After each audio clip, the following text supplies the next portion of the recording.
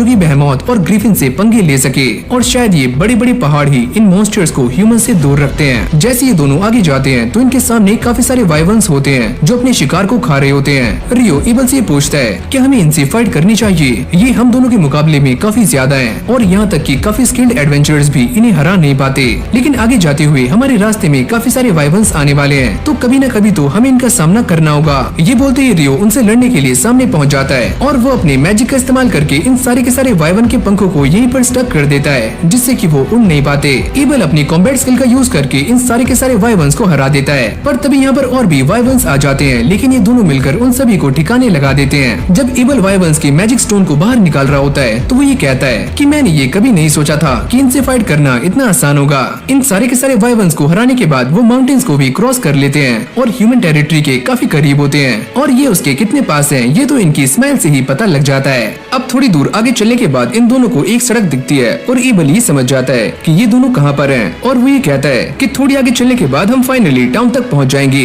जिसके बाद ये दोनों टाउन के एक रेस्टोरेंट में आ जाते हैं। एबल उससे कहता है क्यों ना तुम भी एक एडवेंचरर बन जाओ जिससे तुम्हें टाउन में जाने के पैसे नहीं देने होंगे, क्योंकि इस टाउन में आने के लिए एबल ने रियो के पैसे दिए होते हैं। और वो ये कहता है और मॉन्स्टर से जो हमें मैजिक स्टोन्स मिलते हैं उन्हें एडवेंचरर सीधा गिल्ड में बेच सकते हैं और काफी मोटा पैसा कमा सकते हैं। साथ ही में वो ये भी क्लियर करता है कि जो एडवेंचरर गिल्ड में रजिस्टर नहीं होता वो मैजिक स्टोन को बेच नहीं सकता। तभी इन दोनों के सामने गर्मा गर्म खाना आ जाता है और रियो भी इस खाने को फटाक से चट कर जाता है। अब कुछ टाइम यहाँ पर बिताने के बाद ये दोनों लूनिया टाउन के लिए निकल जाते हैं और थोड़ा सफर तय करने के बाद ये फाइनली उस टाउन में पहुँच जाते हैं। ये गार्ड एबल को देखकर काफी खुश होता है। हमें ऐसा लगा था कि आप खो गए हो। अरे नहीं, रियो ने मेरी जान बचाई और इसीलिए मैं यहाँ तक पहुँच पाया, और ये है रियो। गार्ड रियो से कहता है तुम्हारा शुक्रिया, और वो इसके हाथ को पकड़ने के बाद छोड़ता ही नहीं है। अब रियो की एंट्री फीस देने के बाद ये दोनों अंदर आ जाते हैं और अब वो रियो को एडवेंचरर्स के रैंक के बारे में बताना शुरू करता है कि एक एडवेंचरर की जर्नी F रैंक से शुरू होती है और अगर वो B रैंक या उससे ऊपर हो जाता है तो उसे क्वेस्ट भी काफी खतरनाक मिलते हैं। यहाँ तक कि वो ये भी कहता है कि जो एडवेंचरर जितने ज्यादा हाई रैंक पे होता है वो उतने ही पैसे कमाता है, लेकिन तुम्हें पैसों की चिंता करने की कोई भी जरूरत नहीं है क्योंकि तुम्हारे पास मैजिक स्टोन्स हैं। अब ऐसे दोनों बातें करते करते गिल्ड तक आ जाते हैं और जैसे दोनों गिल्ड में एंटर करते हैं तो सारे के सारे लोग एबल को देखकर काफी खुश हो जाते हैं, जैसे कि वो एबल का ही इंतजार कर रहे हो। ये देखकर रियो सोचता है कि ये बंदा यहाँ पर काफी ज्यादा फेमस है तो मेरे ख्याल से मुझे बाहर इंतजार करना चाहिए। जब रियो बाहर आ जाता है तो उसकी मुलाकात एक लड़की से होती है और ये दोनों ही एक दूसरे को काफी गौर से घूर रहे होते हैं और घूरते घूरते रुक जाते हैं। वो ये कहती है तुम्हारा आउटफिट काफी अच्छा है और मेरे ख्याल से ये फेरी किंग का है, लगता है उन्हें तुम्हारे ऊपर काफी ट्रस्ट है, लेकिन अभी मुझे कुछ काम है तो मैं जा रही हूँ और हम बाद में जरूर मिलेंगे। लेकिन इस बंदे की आंखें फटी की फटी रह जाती हैं कि अभी उसके साथ क्या हुआ।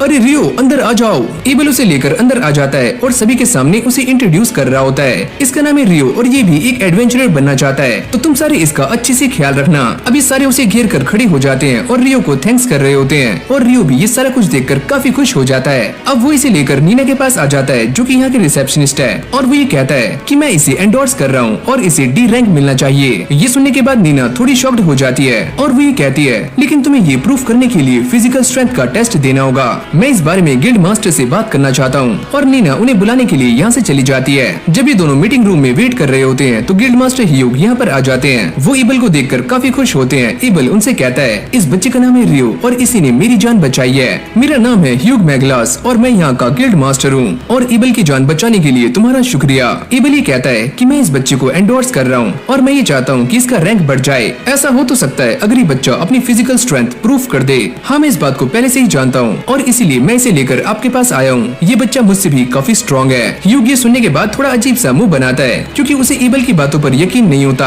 अगली सीन में जब ये सारे ह्यूग को मैजिक स्टोन्स दिखाते हैं तो वो ये देखकर काफी शॉक्ड हो जाता है कि ये तो वाइवर्न की मैजिक स्टोन है और तुम्हारे पास इतने सारे क्या कर रहे हैं, क्योंकि इतने सारे वाइवर्न्स को हराने के लिए एक आर्मी की जरूरत पड़ती है। एबल ये कहता है उन्हें मारते वक्त हमने एक माउंटेन को भी क्रॉस किया था। ह्यूग ये सुनने के बाद काफी शॉक्ड हो जाता है और वो ये कहता है कि आज तक किसी ने भी उन माउंटेन्स को क्रॉस नहीं किया। ये सारी बातें सुनने के बाद ह्यूग का दिमाग थोड़ा सा सनक जाता है और उसे इन सारी बातों पर यकीन नहीं आता। एबल ये पूछता है क्या ये मैजिक स्टोन्स काफी हैं रियो की रैंक अप के लिए? अरे हाँ, ये काफी है। अब बाकी का रजिस्ट्रेशन पूरा करने के लिए रियो ह्यूग के साथ उसके ऑफिस में आ जाता है। मैं इस बात को काफी अच्छे से जानता हूँ कि एबल एक काफी अच्छा एडवेंचरर है, लेकिन मैं ये भी जानता हूँ कि वो अकेले एक वाइवर्न को हरा नहीं सकता।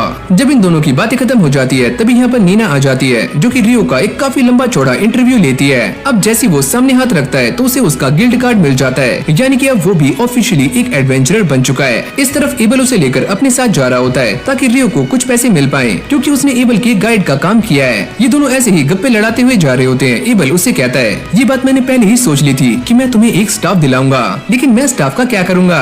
अरे बेटा, हैरी पॉटर बनकर मैजिक करना। वैसे मुझे स्टाफ की नीड नहीं है, मैं ऐसे ही मैजिक कर सकता हूँ और पास की फाइट में मैं स्वॉर्ड का इस्तेमाल करता हूँ। ये बात सुनने के बाद एबल थोड़ा सा हैरान हो जाता है और वो ये कहता है, क्या तुम सच में स्वॉर्ड का इस्तेमाल करते हो? लेकिन तुम्हारे पास तो कोई भी स्वॉर्ड नहीं है। रियो उसे अपनी स्वॉर्ड दिखाता है, पर एबल को ऐसा लगता है कि ये एक छोटा सा चाकू है, यानी कि एक डैगर। अब एबल से बात करते करते रियो को इस वर्ल्ड के बारे में काफी कुछ पता लग जाता है कि यहाँ पर भी लोगों ने दिन को घंटों के हिसाब से डिवाइड किया हुआ है, यानी कि एक वीक में यहाँ पर 7 दिन है और महीने में 30 दिन, और यहाँ तक कि ये कपड़ों को भी सेंटीमीटर में मेजर करते हैं। वो ये सोचता है यहाँ पर ऐसा खाना भी मिल जाता है जैसे कि मेरे वर्ल्ड में मिला करता था। अब इन सारी बातों पर गौर देने के बाद रियो को ऐसा लगता है कि शायद से मेरे वर्ल्ड से यहाँ पर पहले भी कोई आ चुका है, जिस वजह से इस वर्ल्ड और मेरे वर्ल्ड में काफी सारी सिमिलैरिटीज हैं। इस तरफ ये सारे के सारे लोग एबल की वापस आने की खुशी में पार्टी कर रहे होते हैं। नीना उसे लेकर उसके रूम में आ जाती है, जहाँ पर रियो को उसके न्यू 2 रूममेट्स भी मिलते हैं। अब ये सारे एक दूसरे को इंट्रोड्यूस कर रहे होते हैं। तभी नीना यहाँ पर एक और एडवेंचरर को लेकर आ जाती है, जो कि अब से इनका रूममेट है, यानी कि अब ये 4 हो चुके हैं। अब यहीं से हमारा सीन शिफ्ट हो जाता है, जहाँ पर हम ये देखते हैं कि क्रिम्सन पार्टी के सारे लोग रियो को लेकर ही बातें कर रहे होते हैं, क्योंकि एबल ने उन्हें रियो के बारे में सारा कुछ बता दिया है और उन्हें इन बातों पर यकीन नहीं होता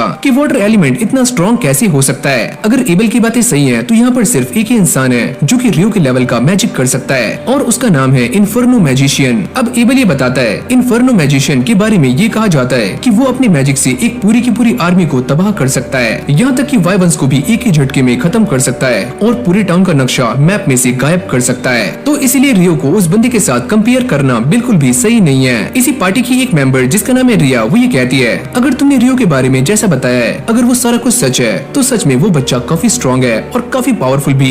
लिन इस बात को लेकर काफी चिंता में होती है, अगर रियो गलती से डेबुया एम्पायर के साथ मिल गया तो ये हमारे लिए काफी बड़ी चिंता की बात हो सकती है। अरे यार तुम चल करो, उस बच्चे को डेबुया एम्पायर का नाम ही पसंद नहीं है। ये बात सुनने के बाद सारे लोग हैरान हो जाते हैं, क्योंकि इस बात में कोई भी सेंस नजर नहीं आता। अरे हाँ, मैं ये जानता हूँ कि इस बात में कोई भी सेंस नहीं है, लेकिन रियलिटी यही है। अब अगली सीन में हम ये देखते हैं कि रियो ने उस कोर्स को लिया होता है, जहाँ पर उसे डंजन के बारे में सीखने को काफी कुछ मिलने वाला है। सारी की सारी थ्योरी खत्म हो जाने के बाद अब बारी है प्रैक्टिकल की। टीचर इन सभी से ये कहते हैं, हमने डंजन के बारे में काफी कुछ पढ़ लिया है और आज शाम को तुम सारे एक एक्चुअल डंजन में जाने वाले हो। ये सुनते ही ईमन की फटनी शुरू हो जाती है, जो कि रियो का एक साथी है और उसका रूममेट भी। अगर वहाँ पर जाने से पहले किसी का कोई क्वेश्चन है तो वो मुझसे पूछ सकता है। रियो पूछता है, सर क्या कोई ऐसा तरीका है जिससे कि हम वहाँ पर इंस्टेंटली जा पाएं? अरे वाह, तुम इस इंस्टेंट मैजिक के बारे में जानते हो, ये तो काफी अच्छी बात है। वो ये बताते हैं कि ऐसे डंजन साउथ में एग्जिस्ट करते हैं, लेकिन मैं उनके बारे में ज्यादा नहीं जानता। ईमन की भी अब सनक जाती है और वो रियो से पूछता है कि तुम इंस्टेंट ट्रेवल के बारे में कैसे जानते हो? अब शाम में सारे उस डंजन के सामने आ जाते हैं और ये डंजन पूरे शहर के बीचों बीच है। मैं तुम्हें इस बारे में पहले ही बता चुका हूँ कि इस डंजन के अंदर मॉन्स्टर्स की तादाद हर साल काफी तेजी से बढ़ रही है। अब साथ ही में वो ये कहते हैं कि यहाँ पर एक डबल सिक्योरिटी भी लगाई गई है ताकि ये मॉन्स्टर्स टाउन के अंदर घुस ना पाए।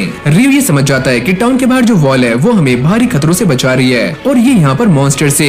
और बच्चों इस बारे में चिंता मत करो, ग्रेट टाइटल वॉर दोबारा से होने नहीं वाली और वैसे भी वो काफी सालों में होती है। अब ये सारे गिल्ड ऑफिस के सामने आ जाते हैं, जहाँ पर इन सभी का नाम और टाइमिंग नोट होती है। जब ये सारे इसके अंदर जा रहे होते हैं तो एमन की फटनी शुरू हो जाती है। रियो उससे कहता है, अरे यार थोड़ी शांत हो जाओ। अंदर आती है टीचर उन सभी से कहते हैं कि मैंने तुम्हें पहले ही बता दिया है कि इस डंजन की पहली लेयर में तुम्हें काफी खतरनाक मॉन्स्टर्स नहीं मिलेंगे, तो तुम खुद ही जाकर एक्सप्लोर कर सकते हो।